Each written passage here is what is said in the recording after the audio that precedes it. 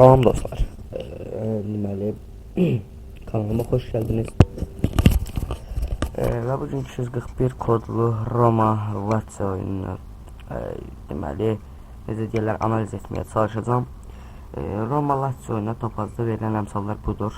Roma'nın qələbəsi 1.85, oyun həssasiyyəti 3.30 və deməli ikincinin qələbəsi 3.20, yəni HCC-dən 10 əmsal bir qədər az.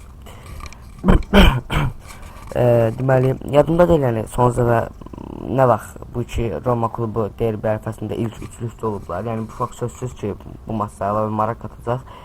Hər iki komanda oynayan və yaxşı formadadır. Yəni canavarlar Juventus'tan lideriyi almağa gözəl şansları var. Lazio'da 6 maçlar yenilgisiz irəliləyirlər. Yəni son zamanlar Qartallar da Felipe Anderson kimi hücumda yəni parlaya. Düşünürəm ki, Rudi Garcia'nın əsas hədəfi bu Braziliyanın qarşısını almaq olacaq.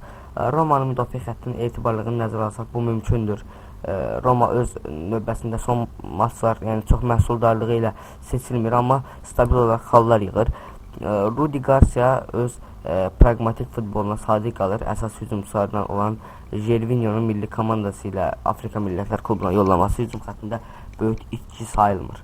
Və bu görüşün həmişə Roma derbisində gördüyümüz kimi sərt və kobud keçəcəyini düşünürəm. Proqnozum isə birinci hissəyə bərabərlikdir.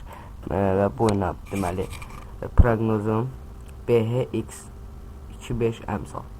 Bəli, hələlik növbəti videolarda görüşmək ümidi ilə.